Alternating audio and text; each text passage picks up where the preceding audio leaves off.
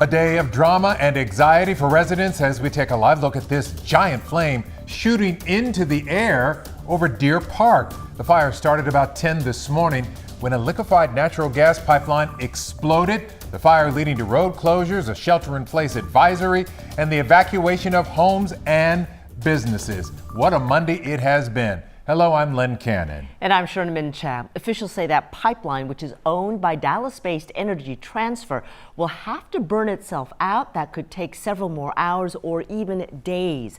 Cause of the blast not yet known. Yeah, the pipeline is burning on Spencer Highway at Canada Road, very close to the Brooklyn neighborhood, San Jacinto College, and a number of businesses.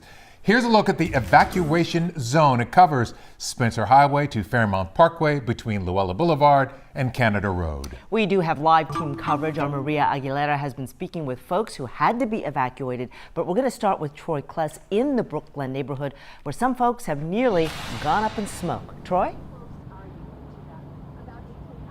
Yeah, Sherman, and just within the last hour or so, we've seen a couple residents actually come back and be reunited with their pets. Some people say that they weren't home at the time that this fire started, but obviously relieved that their loved ones are okay. So this morning, again, we also heard that some pets ran away when the explosion initially happened, and many of the neighbors again say that they live close enough to where they could still feel the heat and see the burning that is still going on behind us. So some homes do have fire damage, we're told, and many of those people that we spoke to are concerned if their house is going to be okay.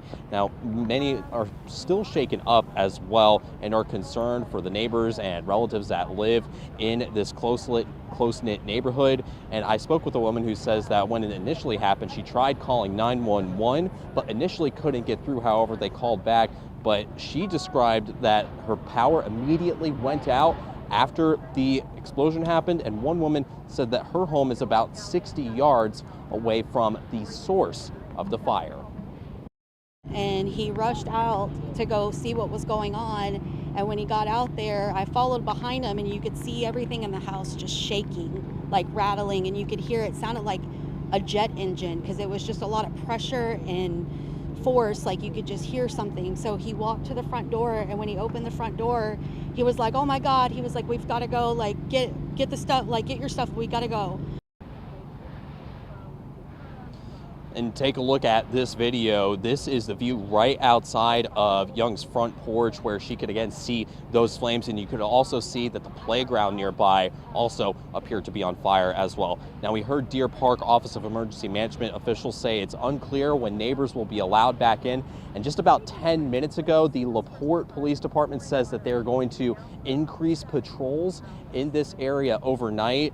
And again, back out here live, even just a half mile or so away, you could still feel some of the heat earlier today when we were here. It has since, died down. Don't feel it as much now, but you can obviously still see the flame continuing.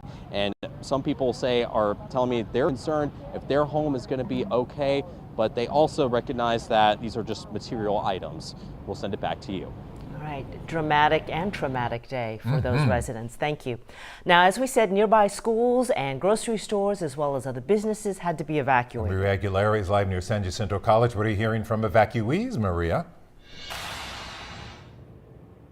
Yeah, Len, Sherman. Well, let me tell you first, here the flames are still shooting up in the air here in the background. Let me show you so you can take a look at what we're still hearing. I mean, we're still seeing. We are just a few blocks away, and while it is less than when we first got here several hours ago, the fire hasn't let up yet, and that's why some folks had to leave the area and head to a nearby shelter. You were asking me what have they been saying. Well, we actually spoke to a woman who said that she saw the flames go up in the air. She heard a loud boom when she was at the Walmart off Spencer Highway and East Boulevard for an eye appointment. She went there this morning around 10 a.m. That's when she says she heard that noise and saw the fire. Everyone there, she said, was asked to go across the street to an H-E-B. Then they evacuated everyone. That was earlier, if you recall, H-E-B and Walmart were both evacuated. Everybody was asked to stay clear from that area. And she was not able to go back to get her car that was left parked at the Walmart grocery store.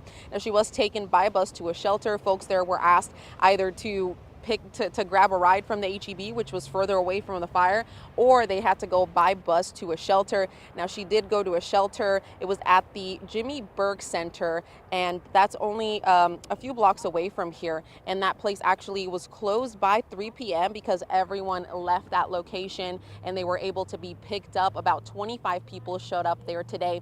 And here we're actually close to San Jacinto Community College, where they closed earlier and evacuated everyone. The campus is closed for the rest of the day. We don't know when they'll be able to get back, and that's because of the proximity to the fire. Of course, we still are talking to more people who had to leave their homes and go to some of those shelters. But for now, I'm going to toss it back to you. So very frightening out there, Maria. Thank you. Let's bring in Chief Meteorologist David Paul. David, how did the weather play a role in this? It actually made things less stressful, so to speak. Oh, absolutely. When you have a fire, it's wind that is everything. It can spread the fire. It can make the fire much, much worse if the wind is blowing strongly. It can also keep that smoke and whatever's coming out of the smoke near the ground.